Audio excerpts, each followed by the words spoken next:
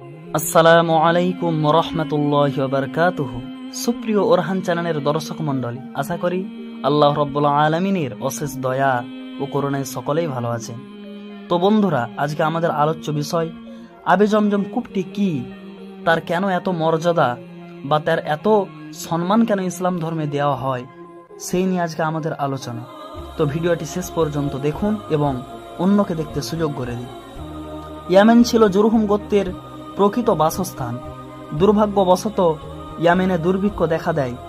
এই কারণে বনি জুরহুম রোজগারের সন্ধানে বের হয়। ঘটনাক্রমে চলার পথে হজরত ইসমাইল আলাইহিসসালাম ও তার মা হজরত হাজেরা আলাইহিসসালামের সঙ্গে জমজম কূপের কাছে সাক্ষাৎ ঘটে। জায়গাটি বনি জুরহুমের খুব পছন্দ হয় এবং তারা সেখানেই বসবাস শুরু করে।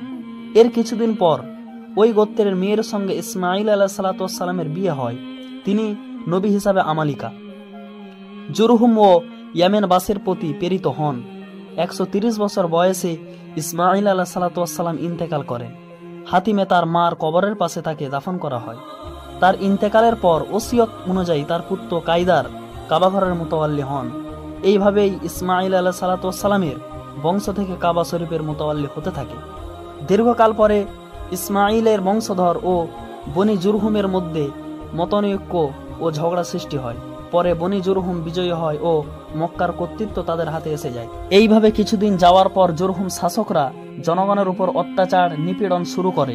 তাদের অত্যাচারে অতিষ্ঠ হয়ে ইসমাইলের বংশধরগণ মক্কা ছেড়ে এর চতুর্পাশে গিয়ে বসবাস শুরু করে। জুরহুমের অন্যায় অত্যাচার, পাপাচারিতা এবং কাবার অসম্মানকরণ যখন সীমা ছাড়িয়ে যায়, তখন মক্কার চারপাশের সমস্ত আরব গোত্র তাদের সঙ্গে মোকাবিলার উদ্দেশ্যে দাঁড়িয়ে যান। অগত্য জুরহুমদের মক্কা ছেড়ে পালাতে হয়।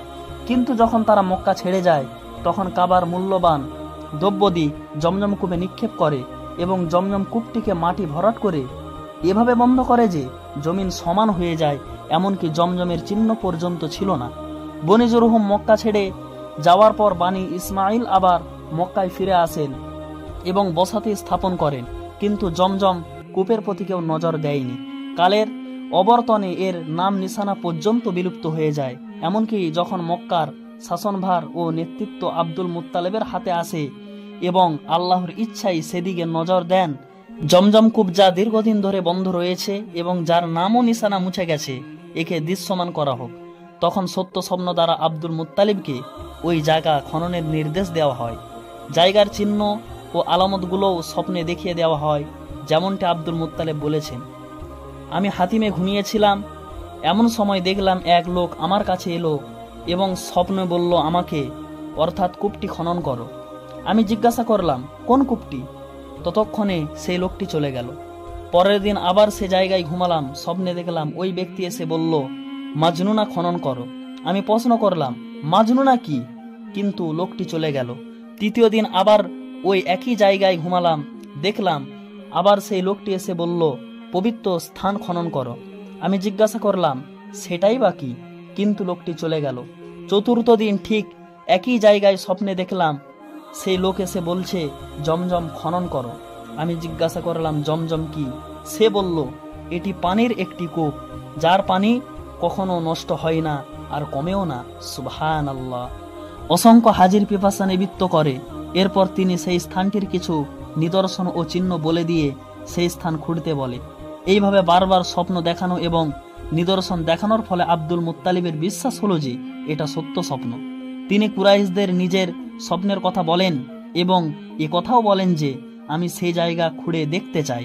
কুরাইশরা এর বিরোধিতা করে, কিন্তু আব্দুল মুত্তালিব এই বিরোধিতার পরোয়া করলেন না, বরং কোদাল ইত্যাদি নিয়ে নিজ পুত্র হারিস সহ সেই স্থানে পৌঁছালেন এবং চিহ্নিত স্থান খুঁড়তে আরম্ভ করলেন। তিনি নিজে খুঁড়েছিলেন এবং পুত্র হারিস মাটি তুলে দূরে ফেলেছিলেন। 3 দিন খোঁড়ার পর এর চিহ্ন দেখা গেল। আব্দুল মুত্তালিব খুশিতে আল্লাহু আকবার বলে তাকবীর ধ্বনি দিলেন এবং বললেন, এটাই ইসমাইল আলাইহিসসালামের কূপ। এরপর আব্দুল মুত্তালিব জমজমের কাছে কিছু হাউজ নির্মাণ করলেন, যাতে হাজিদের পান করানোর জন্য পানি ভরে রাখা হতো। কিছু দুষ্কৃতকারী অপকীর্তি শুরু করলো। তারা রাতে এসে হাউজগুলো নোংরা করে রেখে যেত। যখন ভোর হতো, আব্দুল মুত্তালিব সেগুলো পরিষ্কার করতেন। অবশেষে অতিষ্ঠ হয়ে এই ব্যাপারে আল্লাহর কাছে দোয়া করেন। তখন স্বপ্নযোগে তাকে বলা হলো, তুমি এই দোয়া করো, হে আল্লাহ, আমি জমজমের পানিতে লোককে গোসলের অনুমতি দিই না, শুধু পান করার অনুমতি দিই। সকালে উঠে আব্দুল মুত্তালিব এটা ঘোষণা করে দেন। এরপর যে কেউ এ হাউজ নষ্ট করার ইচ্ছা করত সে কঠিন অসুখে পড়ত।